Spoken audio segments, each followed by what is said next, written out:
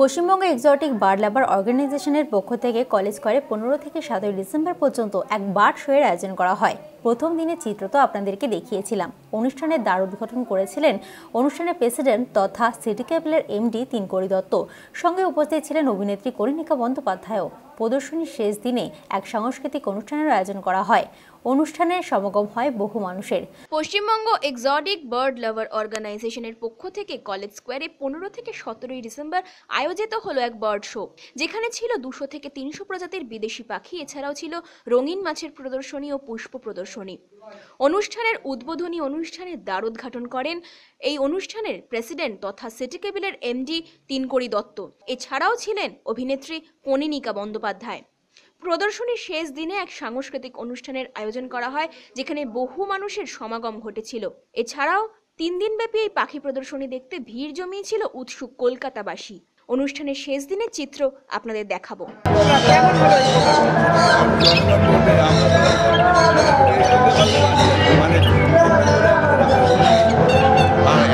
মানুষের কিরকম ভিড় হয়েছিল?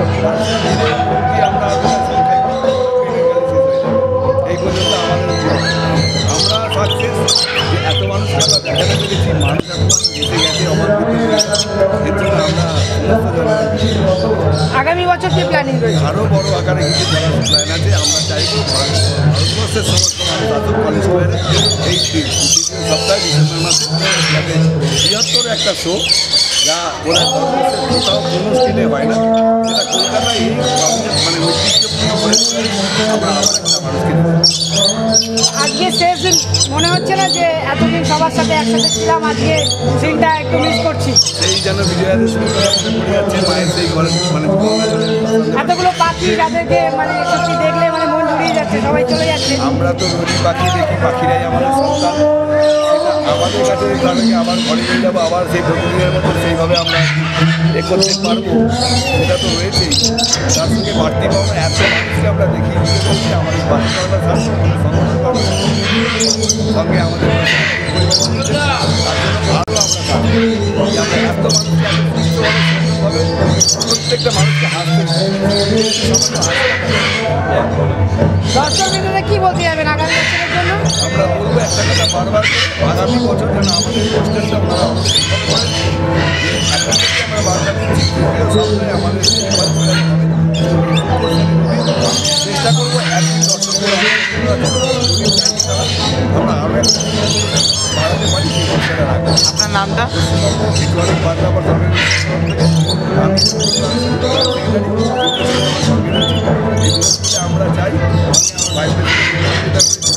আমরা চাই প্রচুর মানুষ আসে, সারা রাত ধরে মানুষ দেখতে চাইলে আমরা কেমন লাগছে এই প্রোগ্রামটা করে? খুবই গর্বিত মনে করছি।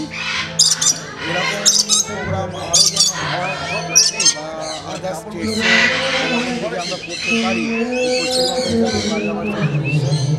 আরও অন্যান্য স্টেটে গিয়ে পারি, তাহলে আজকে শেষ দিনে কি বলবেন?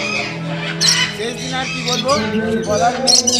জনসাধারণরা বলতে হয়েছে না হয়েছে, আমরা এনেছিলাম দেখানোর জন্য, কতটা দেখাতে পেরেছি বা কতটা পারিনি বা কতটা মানুষের মন জয় করতে পেরেছি, সেটা মানুষই বলতে পারবে, আমাদের কিছু বলার নেই। অসংখ্য ধন্যবাদ। এরকম একটা প্রোগ্রামে অংশগ্রহণ করে আপনার কেমন লাগছে? এরকম একটা প্রোগ্রামে অংশগ্রহণ করে আমার কেমন লাগছে না, মানুষের কেমন লাগছে সেটাই আমার জানার ইচ্ছা। আমরা শ্রোতা করেছি, আমরা নিজেরা এবং এই সংস্থার একজন সদস্য, এই সোজান আমরা বছর বছর সমস্ত পশ্চিমবঙ্গবাসীর কাছে সচেতন এক্সোটিক বার্ড অনেক মানুষ জানি, এইটাই 24 আওয়ার্স টিভির মুখোমুখি হয়ে সিটি ক্যাপিটালের এমডি তিনকড়ি দত্ত কি বলেছেন শুনবো। মূলত আজকে তো শেষ দিন, এমন সময় আপনার কাছে পুজোটা শেষ লগ্নে পাখিগুলো নিয়ে চলে যাওয়া হচ্ছে। 3 দিনব্যাপী অনুষ্ঠানটা চলল। পশ্চিমবঙ্গ বিদেশি পক্ষী সংস্থা দ্বারা আয়োজিত যে অনুষ্ঠানটা 3 দিনব্যাপী চলল। প্রচুর মানুষ, যেটা কল্পনা করা যায়নি, এত মানুষ এসছেন 3 দিন ধরে। তারা দেখেছেন, এখন আপনারা দেখবেন লাইন বাইরে রয়েছে।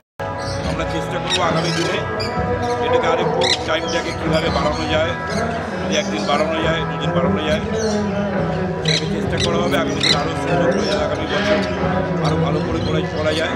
এবছর প্রথম আমি এই সংস্থার সঙ্গে যুক্ত হয়েছি, সংস্থার প্রেসিডেন্ট হয়েছি। আগামী দিনে চেষ্টা করবো আরও ভালো করে মানুষের মধ্যে যত বিদেশি পৃথিবীর যত পাখি দেখছেন সবই বিদেশি পাখি, সেগুলোকে আরও আনা যায়। এখানে গাছ আছে, পাখি আছে, মাছ আছে, নানা রকম, সেগুলো আপনারা দেখিয়েছেন আগে প্রথম দিন। আমরা চেষ্টা করবো আগামী দিনে আরও ভালো পাখি আনার, মাছ আনার এবং গাছ, মানুষের মনটা যাতে ভরে ওঠে।